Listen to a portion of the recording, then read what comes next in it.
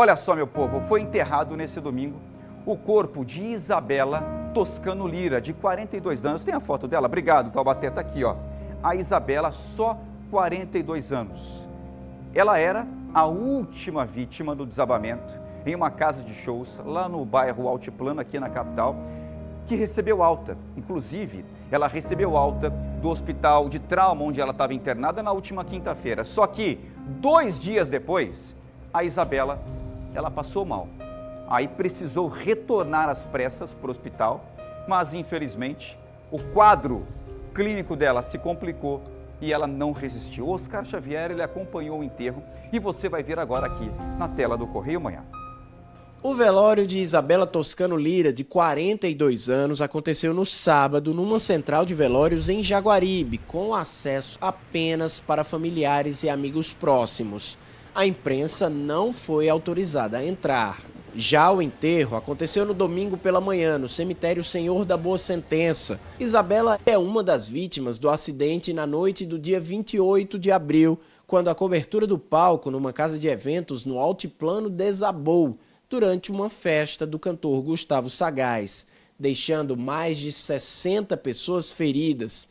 Isabela foi socorrida e levada ao hospital de trauma. Sofreu uma lesão na coluna e precisou passar por cirurgia. Depois seguiu internada na UTI, sendo acompanhada também pelo setor de neurologia, ficando em observação desde então com um quadro clínico estável. Chegou a receber alta da UTI na última quarta-feira, dia 8, sendo transferida para a enfermagem. E algumas horas depois, os médicos decidiram que ela já tinha condições de ir para casa, mas na sexta-feira acabou retornando para o hospital com um quadro clínico grave e não resistiu. Durante a autópsia, foi visto que tinha um grande coágulo obstruindo a luz, o interior das vias de saída do coração, que foi o responsável pela morte. Isabela era servidora pública municipal e trabalhava no Conselho Tutelar de Mangabeira há mais de 10 anos. Isabela foi essa pessoa que transformou muitas vidas no seu campo de trabalho. Enquanto mãe, esposa, enquanto filha, era uma pessoa maravilhosa, alegre, sempre com um sorriso no rosto, né? E sempre determinada a ajudar o próximo. A pedido dos parentes mais próximos de Isabela, a nossa equipe de reportagem não acompanhou de perto o enterro que aconteceu aqui na quadra 14 do cemitério Senhor da Boa Sentença. Um triste domingo de Dia das Mães que ficará marcado para sempre na vida dessa família. É um momento doloroso, a família ela está muito sofrida. E um dos meios que a gente pediu, né, que a imprensa não fosse tão invasiva, foi justamente para diminuir o sofrimento dessa família. E a gente agradece o modo respeitoso que algumas mídias nos procuraram, respeitaram a nossa decisão de não ter alguns diálogos e sim falar dela enquanto pessoa, uma jovem de 42 anos que deixou sua família, seus filhos, sua mãe, mas uma pessoa que sempre foi dedicada e que nos ensinou a amar ao próximo.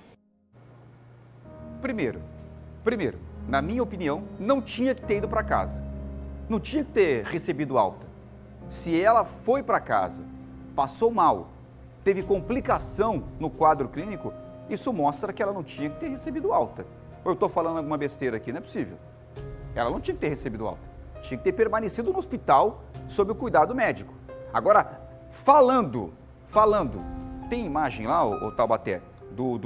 Não, da Isabela não, lá do local onde o teto desabou, sobre o que aconteceu, claro que tudo está sendo investigado ainda. Eu conversei nesse final de semana com uma pessoa, que eu não vou dizer quem é, não vou revelar também, uma pessoa que teve acesso a informações privilegiadas, e o que essa pessoa me contou é aquilo que eu havia falado. Segura a imagem, por favor, segura a imagem, volta lá, isso, segura a imagem. Lembra que eu falei para vocês dessas estruturas laterais? Lembra? Que são aqueles, o tronco de eucalipto, lembra que eu falei que era muito fino, para segurar a estrutura, de fato era. Tanto é, que a empresa, a casa de shows, procurou 3, informação que só eu tenho. A empresa procurou 3 carpinteiros para poder levantar esse telhado. 3 carpinteiros. O último aceitou. Por que que o primeiro não aceitou? Por que que o segundo não aceitou? Eu falo para vocês.